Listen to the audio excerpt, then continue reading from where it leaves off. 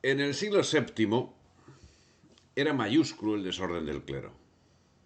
Así, el Concilio Noveno de Toledo, entre otras decisiones de importancia, señala que, habiéndose promulgado muchos cánones para contener la incontinencia de los clérigos y no habiéndose conseguido de modo alguno, ha parecido que en adelante no sólo se ha de castigar a los que cometen las maldades, sino también a su descendencia. Y por lo tanto, cualquiera desde el obispo hasta el subdiácono, constituidos en el honor, que en adelante engendraren hijos de comercio detestable, o con mujer sierva, o con ingenua, serán condenados a sufrir las censuras canónicas, y la prole de semejante profanación no sólo no recibirá jamás la herencia de sus padres, sino que permanecerá siempre sierva de aquella iglesia en que sirva su padre de sacerdote o ministro para ignominia propia. La insistencia de los concilios, los castigos que se aplicaban a quienes profanaban su estatuto religioso, no bastaban para controlar los desmanes de los clérigos que en alta proporción vivían amancebados. Se eriza el vello al leer las conclusiones de los concilios toledanos sobre el clero. Pero la situación de la nobleza no era precisamente mejor. Se estaba gestando el feudalismo, que en España, como consecuencia de la invasión de los bárbaros del sur, tendría casi nulo efecto, bueno, tendría poco efecto. Pero el signo de los tiempos era evidente en ese siglo VI. Así, en los primeros años del reinado de Recesvinto, se pusieron de manifiesto las debilidades estructurales del sistema. Los intereses de los grupos nobiliarios privilegiados eran opuestos al aumento económico de los del rey, añadiéndose dos factores nuevos de desequilibrio. Uno, la gran concentración de poder tras las reformas administrativas en ciertos cargos, como el de los dux provinciales, y la persistencia de algunos grupos nobiliarios marginados por Chindasvinto, pero que aún seguían teniendo fuerza. Dos elementos que resultan letales para la integridad nacional. Los antiguos dux provinciales de tiempos de Leovigildo eran entonces 6, en Galicia, la Bética, la Lusitania, la Cartaginense, la Tarraconense y la Narbonense. Pasaron a desempeñar todas las funciones atribuidas a los gobernadores provinciales como jueces supremos y recaudadores de ciertos tributos.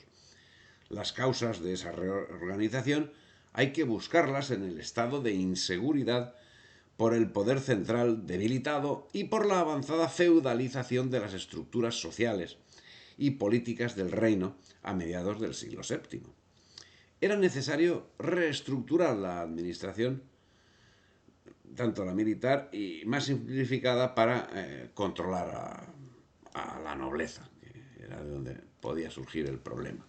Los cargos, que eran de designación real, estaban comenzando a considerarse hereditarios, lo que ocasionaba no pocos inconvenientes a la estructura de la monarquía. La primera dignidad de los palatinos fue siempre entre los godos la de los dux, los duques, y a la que Justiniano da el nombre de spectabilis dignitas. Y su principal cargo consistía en dirigir las operaciones militares en las provincias. Por lo cual los germanos elegían los dux de entre los nobles, encomendándoles el cuidado de la provincia a que eran enviados como gobernadores. Observemos que a estas alturas de la historia, los duques, que eran los gobernadores de un territorio, eran elegidos en la corte para desempeñar una función determinada, por un tiempo determinado o sin determinar, pero la designación era personal e intransferible, no hereditaria. La dación en herencia de estos títulos se produciría al compás de la feudalización. En este estado de cosas, el 1 de septiembre del año 672 fallecía Recesvinto, dejando una España unida jurídica y religiosamente, y habiendo superado las diferencias que durante siglos habían separado a los godos de los hispanorromanos. A la muerte de Recesvinto se reunió la asamblea de electores donde murió, en Jéricos, en Salamanca, y aunque había hijos legítimos de Recesvinto, eh, los electores no se fijaron en ellos, sino en uno de los nobles que estaban allí presentes. Ese hombre era Bamba, un hombre de reconocido prestigio y que ya era mayor, que en realidad además no deseaba la corona. Pero el 20 de octubre del año 672 fue forzado y fue ungido en la iglesia de Santa María de Toledo como rey. El hecho de que no se eligiese a un hijo de Recesvinto no es en absoluto extraño, ya que el nombramiento del rey nominalmente era de carácter electivo.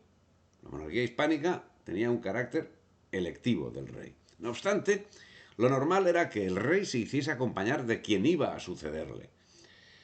Aspecto que con Leovigildo se centró al asociar al trono primero a Hermenegildo y luego a Recaredo. Así, aunque la monarquía no era de carácter hereditario, tuvo sus salvedades importantes. El caso es que a la muerte de Recesvinto fue elegido como rey Bamba, que en principio se negó a ser coronado. Sobre la coronación de Bamba existe una gran leyenda que resulta francamente difícil de desentrañar de la historia. Estamos tratando un momento histórico, la Edad Media, que carece de la luz existente en los tiempos romanos. Tiene luz, pero bastante menor que la existente en los tiempos romanos. Y esa luz que falta ha sido sustituida por leyendas incontrastables y por la falta de un relato histórico, bueno, no siempre, pero falta de un relato histórico completo. En este caso solo contamos con el relato de Julián de Toledo, que calla los antecedentes de Bamba, y contamos también con los concilios, que es un elemento básico para el estudio de esta época. Es justo ese aspecto el que puede dar luz al respecto, puesto que contra lo que se viene diciendo en relación a que Bamba no sale reflejado en los concilios, mientras Paulo sí, hay que señalar que en el segundo decreto del concilio X se hace mención del ilustre Bamba, que presentaba el testamento de San Martín, obispo de la iglesia de Braga. Bamba ha sido presentado como rústico que había sido elegido más o menos al azar, lo que no resulta plausible. Con toda seguridad era miembro destacado del oficio palatino. Si se quiere suponer un alto funcionario con capacidad, pero sin mando, que en un momento determinado se vio como salida en un momento de crisis producida por la muerte del rey Recesvinto. Pero ¿es cierto que Bamba no quería ser coronado? Pues no nos lo han contado. Pero ¿es verdad que aceptó tras ser amenazado de muerte si no lo hacía? También es posible que, sabiéndose la mejor de las salidas, se hiciese de rogar para conseguir con ello comprometer a los electores en su gobierno. Una jugada política que en principio, y dada la situación convulsa del reino, podría resultar conveniente y resulta plausible. Solamente resulta plausible. Si Bamba no quería ser coronado, podía ser por una amplia gama de motivos. Debemos tener en cuenta que en esos momentos las convulsiones políticas estaban a la orden del día. Se producían movimientos tendentes a la feudalización y la presión musulmana comenzaba a sentirse ya en España. Debemos tener en cuenta que desde que Bamba fue coronado hasta que se produjo la asonada árabe, pasaron solo 39 años y ya Bamba derrotó a una armada sarracena. Venía siendo tradicional en el reino visigodo que a cada nueva coronación, que se sucedía con harta frecuencia dado el morbus gotorum, que hizo que existiesen reyes por 7 días, se produjesen alzamientos de los vascones. Así, en abril de ese año, Bamba encabezó una expedición contra los vascones en respuesta a una de las tradicionales incursiones de saqueo con que los montañeses saludaban el cambio de monarca en Toledo. Al ordenar la leva para la campaña, Bamba tuvo el mismo problema que había tenido Recesvinto 7 años atrás. Y era que los godos libres escaseaban y los nobles enviaban aquello que no les hacía falta de sus siervos, normalmente castigados y pobremente armados. Algunos de ellos directamente desconocían la orden real. Sobre el disgusto que algunos nobles sentirían por el arreglo, lo cierto es que la aristocracia acentuaba cada vez más su tendencia egoísta en sus obligaciones hacia el Estado. Miraban por sí más que por los intereses generales. No obstante, esa aseveración tropezó con el mismo problema que había experimentado Recesvinto 7 años atrás. Parece ser, al cabo, incierta. Estamos hablando de noticias que tenemos noticias, algunas podemos constatar, pero otras pues nos han llegado como, casi podemos definir como rumores. Cierto es que los nobles iban a su aire. Cierto que el apoyo era manifiestamente mejorable. Pero, sin embargo, de los resultados parece deducirse que las argucias de Bamba surtieron el efecto deseado, al menos de forma momentánea, lo que le dio capacidad para solventar los asuntos de envergadura. Uno, la rebelión de los vascones, y otro, la sublevación de Paulo. Los dos de un plumazo. Otro asunto es lo que vino después. Pero evidentemente supo parar el golpe y antes supo prepararse para los acontecimientos que eran previsibles y que efectivamente ocurrieron. Y es que en la primavera del año 673, en plena campaña contra los vascones, Bamba recibió la noticia de la revuelta contra su poder en la Septimania, en el noroeste, en el noreste, perdón, por encima de Cataluña. Hilderico, conde de Nimes, encabezaba la rebelión con el propósito de independizar esas tierras del poder visigodo. Los rebeldes, avanzaron de una manera determinante y controlaban gran parte de la provincia, excepción hecha de Nimes. Perdón, excepción hecha de Narbona. Y mientras estaba Bamba en las montañas de Cantabria, pues, especulando, meditando con sus hombres de confianza qué estrategia tenía que seguir al respecto. Y desde Nimes la rebelión se extendía imparable. Varios obispos se unieron al traidor. Y el pueblo galo empezaba a tributar a Hilderico.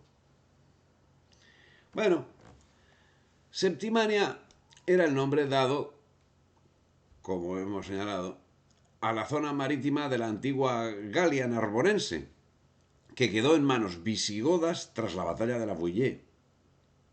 El nombre de Septimania proviene de las 7 principales ciudades de la región, que son Elna, Agde, Narbona, Lodeve, Béziers, Nimes y Maguelona. Bamba envió al duque Paulus a resolver el conflicto al mando de un ejército compuesto por 2000 caballeros. Pero este, emparentado con la familia de Chindasvinto, en vez de acabar con la rebelión, se unió a ella y se convirtió en su jefe. Bueno, comenzaba a perfilarse la honda separación que acabaría con el reino visigodo y que estaba perfilada en el clan Chindasvinto, en todo el clan, enfrentado a Bamba. Los hechos ocurrieron más o menos como sigue. Hilderico, que como hemos dicho era el conde en Nimes, se había levantado contra Bamba y el obispo Maguelone le había apoyado y ordenó deponer y entregar a los francos al obispo de Nimes, que se había negado a unirse a la sublevación, y nombró en su puesto a un tal Ranimiro. No obstante, ni Narbona ni toda la parte occidental de la provincia siguieron la llamada de los sublevados. Bamba no consideró la rebelión como un hecho importante y siguió en su marcha de represión de la revuelta vascona. Sencillamente desgajando una porción del ejército real al mando de, como hemos dicho, del Dux Paulus, pues con el orden de sofocar esa revuelta. Y se quedó él tan tranquilo. El conde Hilderico, mientras tanto, y el obispo Gumildo, junto con un abad llamado Ranimir, eran los conspiradores principales. Dado que a Hilderico no se le había titulado rey, puede que esta conspiración no fuera tanto un intento de usurpación de la corona como un complot para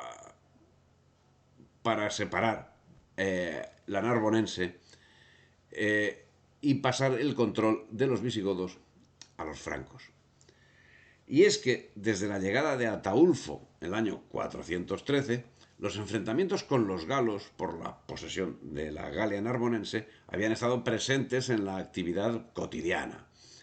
No es extraño que los francos tomasen parte decidida, aunque llegase a ser de forma encubierta, para detraer la región de la órbita hispánica. Apenas había subido Bamba como rey cuando, bueno, pues como hemos dicho, pues tuvo noticia de esta sublevación. Y que la estaba martirizando, robando y talando árboles, etcétera, etcétera. Y dando entrada a algunos judíos que habían sido desterrados del reino visigodo. El nuevo rey, junto a su ejército, y habiendo nombrado a Paulo, que era griego, pues fue a la Galia Gótica como procurador de Aquitania, para que recobrase el señorío del país y castigase a los rebeldes. Ese Paulo es casi con toda seguridad el que aparece como Paulo, conde de los notarios, que fue uno de los 18 funcionarios cortesanos que en el 653 firmaron las actas del octavo concilio de Toledo, y con el mismo título figura uno de los 4 magnates que dieron fe con su firma en las actas del noveno concilio de Toledo del año 655. Bueno, era pues un hombre del oficio palatino. Paulus era un hombre de palacio, cuya actuación nos demuestra el nivel de degradación de la nobleza. Paulo maquina utilizar la revuelta narbonense en su propio beneficio. Se gana la aquiescencia de Ranosindo, el duque de la Tarraconense, al gardingo Ildigiso, que bueno, que era probable que formase parte de las tropas que iba con él, y consigue que una parte de la Tarraconense acabe sumándose a los sediciosos. Parecen asumir el liderazgo de Paulo, quien, para reforzar su posición, recluta contingentes vascones y llama en su apoyo a los francos, que envían un importante cuerpo de guerreros. Marchó a Zaragoza y luego a Narbona. Allí se unieron el dux de la Tarraconense Ranosindo y otros rebeldes y le proclamaron rey. No se trataba solo de un rival de Bamba. Paulo y los suyos buscaban la secesión de Septimania y de la Tarraconense para constituir un nuevo reino. Y de hecho Paulo le envió a Bamba negociadores que llegasen a un arreglo sobre esta base. Este hecho no tenía precedentes en la historia visigoda, porque para los visigodos el reino era patrimonio del pueblo, no un patrimonio personal que pudiera dividirse a la muerte de su dueño. Si te ha gustado el vídeo, dale me gusta, difunde y suscríbete al canal.